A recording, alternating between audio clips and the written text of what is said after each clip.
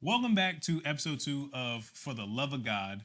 Why did I get married to? Two. In this episode, we are breaking down the measurements and scale for basically women's characteristics. In the last episode, we broke down men's characteristics in the box method. This is a whole different scale. This is a spectrum. Women are on the spectrum when it comes to good versus bad character. We are way more complicated than men. Yeah. So that's why I feel like we had to do a spectrum, because you can be a good woman with good character, but there's so many different things that go into being a woman. So yeah, and the Bible is very clear about those type of characteristics. There's more.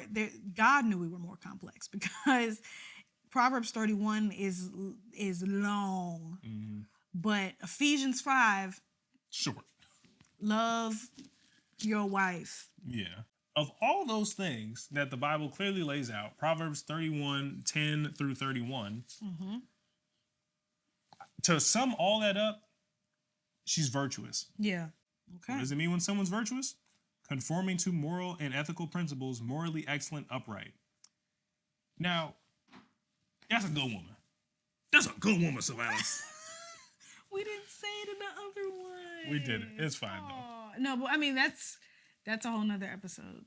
Waiting to Exhale. We just couldn't find the movie to watch it. Yeah.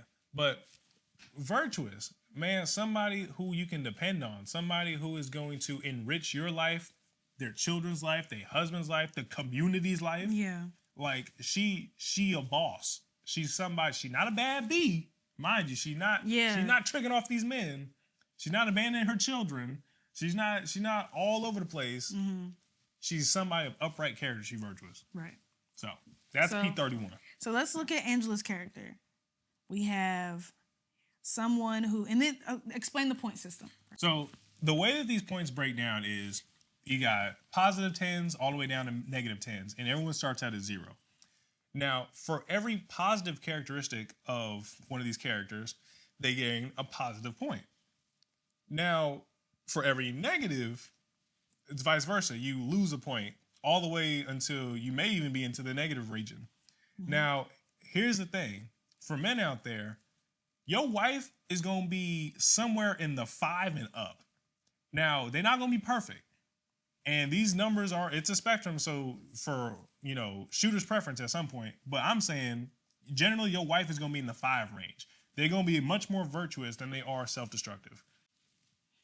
Okay, so looking at Angela, everybody's starting at 0. So she is resourceful.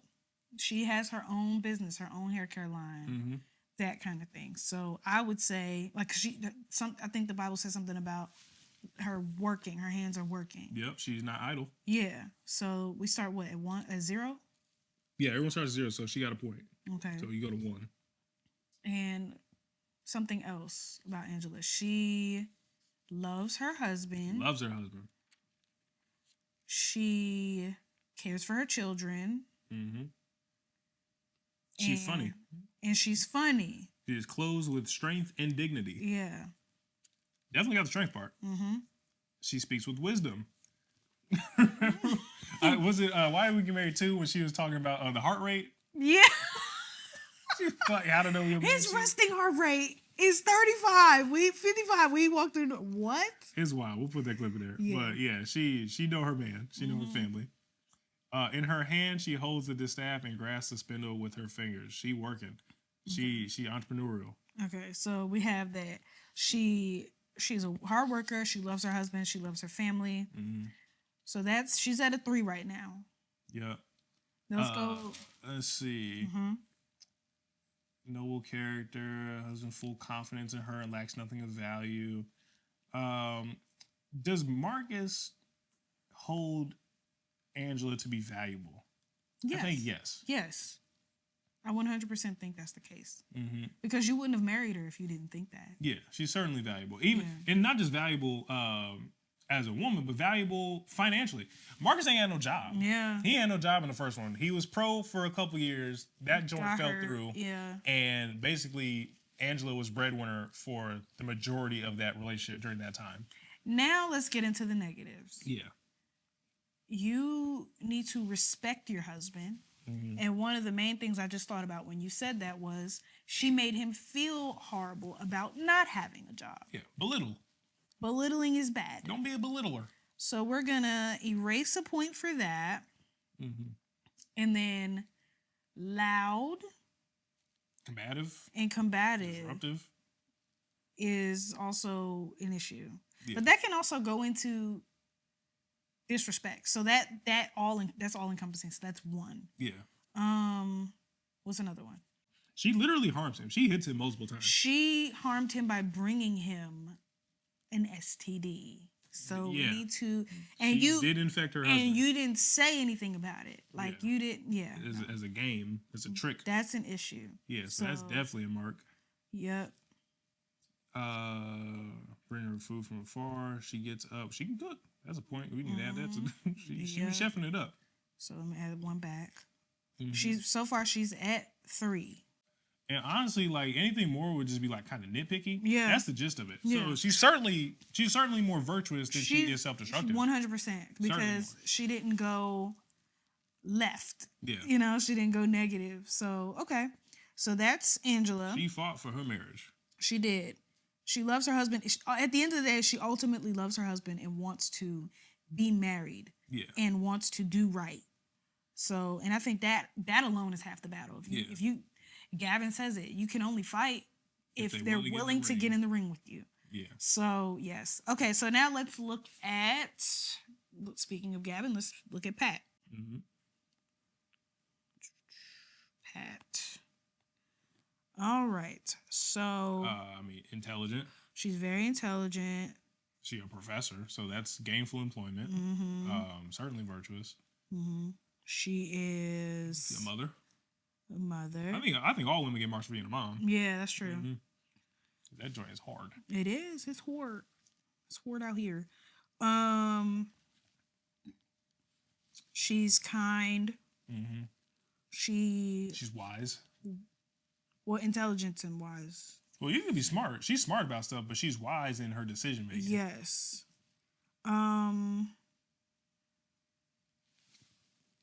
Entrepreneurial. Yeah. That's one. So she's at 5. Her husband is respected at the city gate. Everybody definitely respect Gavin. Yep. She make linen garments and sells them. I mean, she's an author. She wrote a book. I put that in there. Yeah. So now let's look at the negatives. She does not look at the future and laugh. That meaning she doesn't have fear. She still has fear of the future. Yeah. She's not hopeful. She's not hopeful. That's not good. Yeah. You gotta be hopeful to some degree, because if you don't got hope, what you got? Right. You know, and granted, her and Gavin's loss of a child is traumatic. Yeah. We're not downplaying that. I mean, we lost a child. Yes. But you leave and you cleave. The Bible says you be fruitful and multiply. Now, sometimes you get subtracted. Yeah. But that's God's will for your life. That's not to say that you should throw away your future because God took something from you, or it was returned to him. Right. But you gotta keep moving forward. Absolutely. And as a therapist, you would think that she would do that in a healthy kind of way, not in a dismissive kind of way. But that's the thing. This is different when it's your life. Yeah, true. It's 100% different when everybody know how to tell you. You're like, well, just just like TikTok. People be like, oh, just post. Just be famous. Just make it work. Like, no, that's not how it works at all. Yeah. But okay, so yeah, she's pretty, P31 material. She's at 5 right now. So looking at her issues is she can't face adversity. So does not do well with adversity. She can't face adversity. She can't communicate. So she's at a 3. Yeah. I mean, we go to belittling towards the end of the second film, right, when they divorce? Yes. Yeah, towards the end of the second film, we're going to be going back and forth between films, where she attempts to publicly humiliate Gavin. Yeah. That's a pretty big one. You can't humiliate your spouse. Right. And, God forbid divorce becomes a topic of conversation in your household. The fact that it did for them, basically because we saw the film, Gavin wanted half of everything. But this is the thing too. I wouldn't even take that from her because now she's at a space now where she wants to belittle him and do all of this. But in the beginning, they were talking about fighting fair and all that kind of stuff. You can't hit below the belt. But now it got to a point where she had to put that into practice, and it got rough. She failed to do so. Yeah. Yeah, that's tough. Who else? I'd say definitely more virtuous. Yeah. I don't think these women fall in the self-destructive category at all, to be honest with you. No, I don't think any of them do. That's also a tribute to how Tyler Perry writes his women. Now in this Trina. Oh yeah, we talk about Tricky Trina.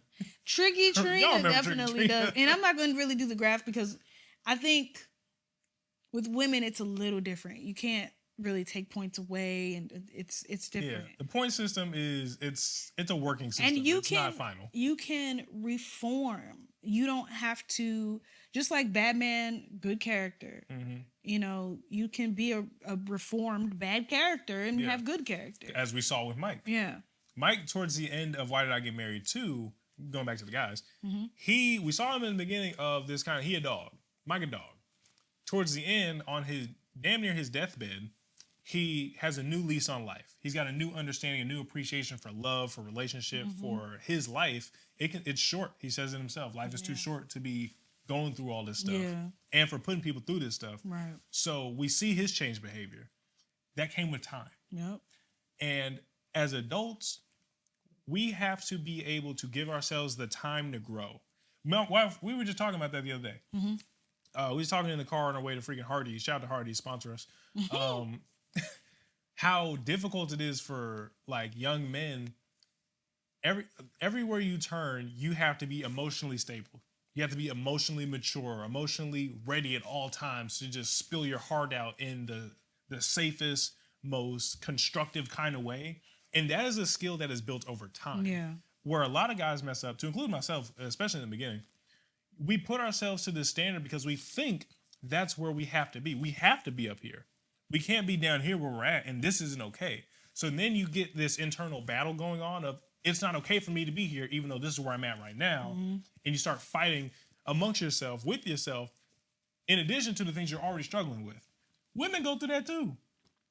We do. All people go through that, y'all. We have to be able to grow, to learn, to accept when we've made mistakes. We have to forgive ourselves and others, just like the Bible say. We literally have to be in the space to learn. Like you can't be so closed off. You can't be so, like, oh, well, I got this or I'm good or whatever. Like I think Patricia got to that point where she was just like, well, I'm a therapist. I understand this. I know what's best. Like can't nobody tell me what I went to school for 17 years. Because you got to be in school forever to be a psychologist. You do. It's crazy. I check. God bless y'all, because I'm not doing that. Yeah. But and it was hinted at towards the end of the film, speaking of hopeful, Patricia got her hope back at the end of Why Did I Get Married 2 when, spoiler alert, Dwayne "The Rock" Johnson came, and this huge donor for this institution, and he took interest in Patricia, especially during one of her I'm calling it a sermon. her lecture. One of her lectures. There we go. That's the word. And you saw that little glimmer of hope in her eye. Yeah. Right before the camera cut. And I think that's important. No, but before we get there, they didn't really show it, but they prefaced that she had just given a lecture on grief and healing. Yeah. So she had accepted the hurt and started moving forward. Yeah, you can't talk about what you ain't overcome yet. Right. That was what was completely missing the first movie and towards like the entire second movie until the end, because she was like, oh my goodness, like I can't, get through this or whatever, but she wasn't trying to even see it. Like she just was so laser focused on making it through every day that you have to let yourself fall apart so God can put you back together. Yeah.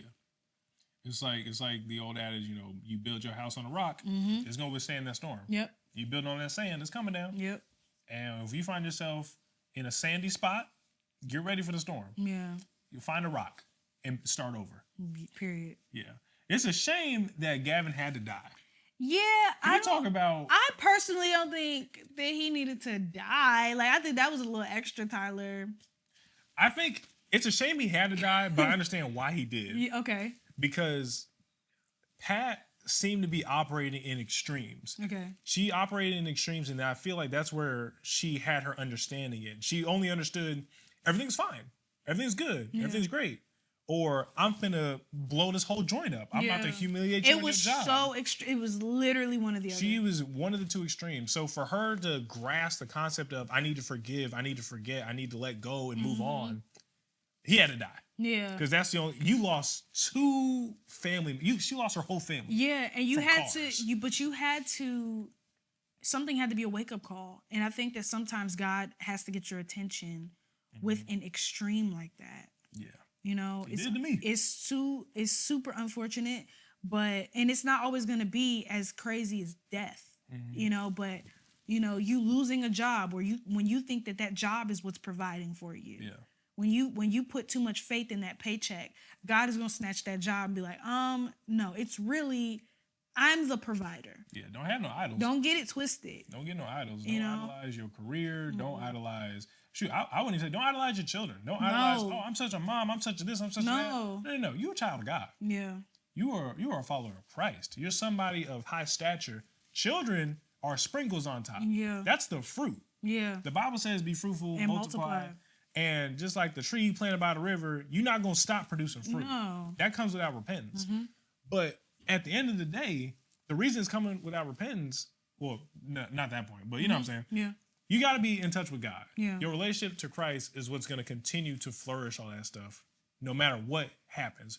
No matter if you're in a good season in your life, a bad season in your life, you're more virtuous, you're more self-destructive.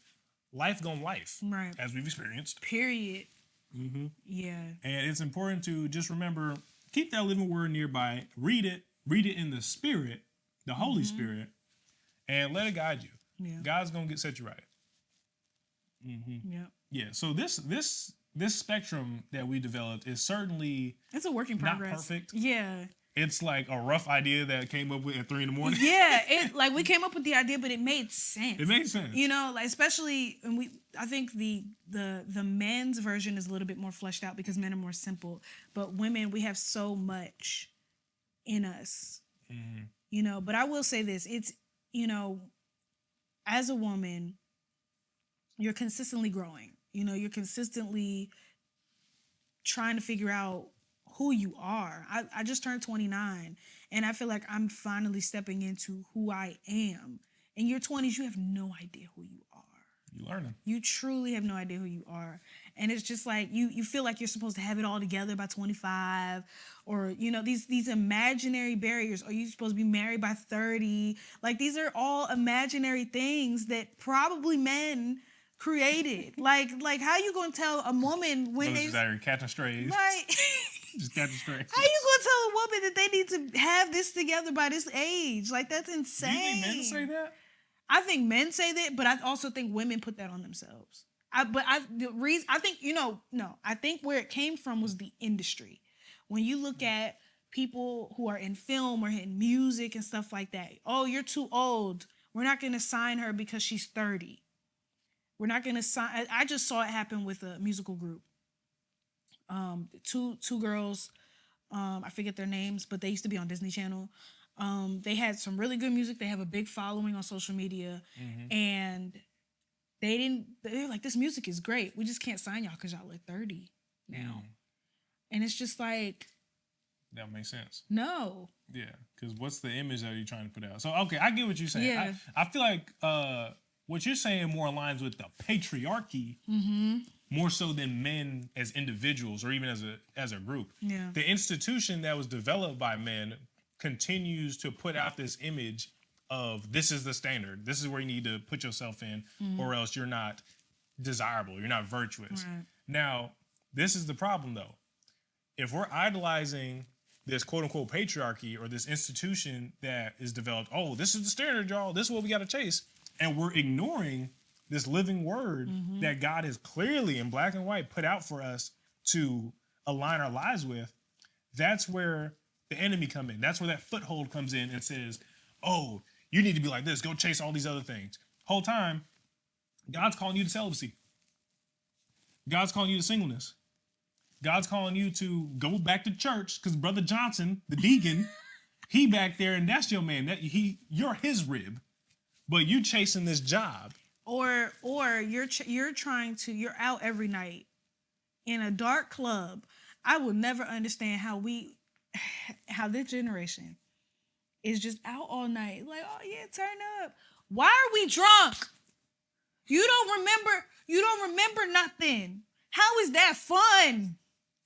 And we're not speaking from a point of we never done it. Like, we've done this. I'm just like, I remember the first time we went out as a married couple and we tried to do the things we used to do when we were single or when we were dating even. Mm-hmm. And I remember I looked at you and I was like, this is not us no more. No, it's time to go. It's time. Like, I remember the first time I went to a bar sober. I was in the Army, mm-hmm. and you're welcome for my service. And and I had this problem where like I was getting drunk like every week, like it was getting bad, and I was like, dang, like why am I drunk every time we go out? And so off the top of my head, and this is before I found God, mm-hmm. I was like, let me try something. Let me go out sober. I went out sober, y'all, and had an awful time. Oh I'm talking about somebody spilled beer on my shoes. I had white shoes too. It was a trip. I spilled beer on my shoes. I'm getting bumped into. It's loud. I got tinnitus going on. Y'all drink because it's not fun. Yeah. Where you're going is not fun. It's people sweating because they dancing because they drunk. Yeah. It's people like, and if you're too sober, you realize how not fun it is. Yeah. If you write it down, all the things that you do in a bar, if you just write it down, individually, you're gonna be like, why do I want to be in this loud space? This is stupid. Because you got headphones. You can listen to music. It's not because you like the music. Mm-mm. You like dancing? Join a club. Don't go to the club. Join the club. And the thing is, if you like dancing, that's fine. Like, I mean, I'm not saying don't never go out. Maybe go to a club that they actually have dancing, not to the clubs where the sections are. Let's grow up. And you just getting looked at all day. Let's grow up. Because why are we paying $5,000 for a section and we didn't pay our rent? Yeah, it's crazy. We're getting so on topic. But to rein it back in. Yeah. One thing that I want to say, as a man, the thing that I appreciate most about why God created women is he created women from the rib of Adam. Now let's talk about what a rib is. We had this conversation the other day, but a rib, it's not just a bone. It's not just some piece of your flesh or whatever the case is.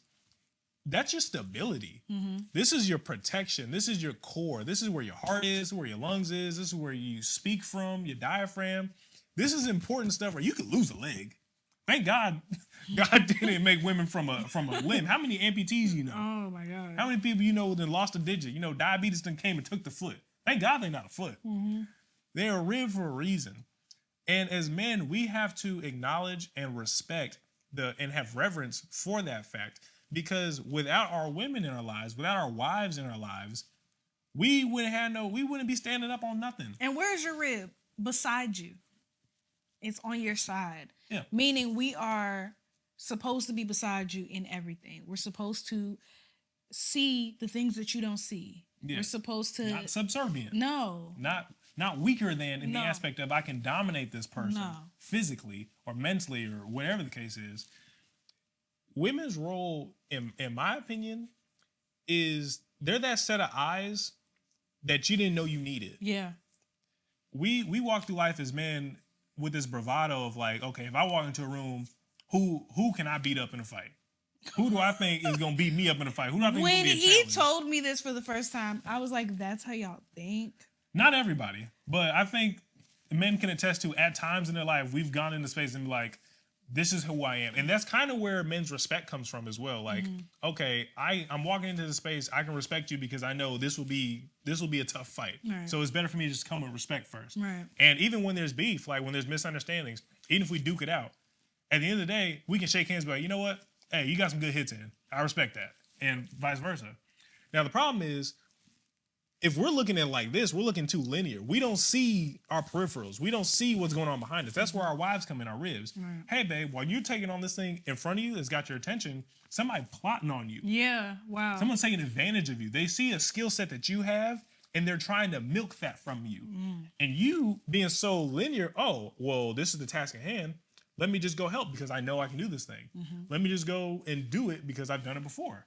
Your wife got your back. Yeah, they're not gonna lead you wrong, and that's why men must listen to their wives. But this is also this leads us back to the original point. This is why picking the right person is important, because if you have a husband who is not laser focused on what he needs to be doing, because he's all over the place, looking at all the shiny stuff. Yep. Then he can't lead your family where how you gonna be a leader and you can't move forward. You can't pick a direction. But also being a wife, you need to be able to think about these different things. And if your focus is elsewhere, talking about, oh, I need to go turn up, or I need to go here, or I need to do this, and I need to I'm trying to take a trip. You taking a trip, and I'm over here tripping because the obstacle that was in front of me I didn't see. That was your job. You were supposed to see what I can't see. And there's nothing wrong with nice things. I like nice things, but she do. like expensive things, but but you have to. It's all. What's the word I'm looking for? Help me out. Balance. Yeah. We finish each other's sandwiches. It's a balance, guys. You know, don't look at these things like it's that black and white. Everything comes with nuance. Yeah. Everything comes with a little bit of a spectrum. The main takeaway here is be in alignment with the word, be in alignment with Christ, and you're not going to go wrong, y'all. No. You're not going to pick the right guy, or you're not going to pick the wrong guy. You're not going to pick the wrong girl. You're going to have a fruitful marriage. There will be obstacles. That storm is going to come. The Bible's clear about that. But your foundation is solid. It has to be built on Christ. Yeah. With a solid foundation, you're not going to fail. Period. That's the biggest piece of this. I think that, you know, hopefully what we have said is helping you evaluate the way that you pick a boyfriend, girlfriend, whatever the case may be, potential spouse. First of all, we should be dating to marry. Court with intention. We don't need to be out here, oh, you know, he cute. I'm bored. No. Brothers, don't look for a warm If bed. you're bored, get a hobby. Don't get a man. T-shirt. Like, get a hobby, don't get a man. Or vice versa. Get like, a hobby, don't get a man. Like, that's funny. Like, no. Ride a bike. Like, go find something to do, but don't just get in a relationship and go nowhere. That's another thing that bothers me. Oh my God. Why are we girlfriends for 20 years? That man is what would you categorize a good, like, in the good man box category as a man who can stay in a committed relationship, no cheating and none of that kind of stuff, but they in a relationship for 10 plus years? Well, I'll say this. So a man who finds a wife finds a good thing. Okay. And also, when you become a man, you put away your childish things. These are all biblical principles. One thing that's childish is a lack of decisiveness. Children can't make decisions. Children want McDonald's for dinner.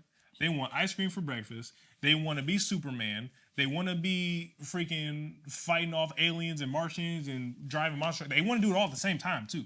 That's a childlike state. That's childish. That's not what you want. It's immature.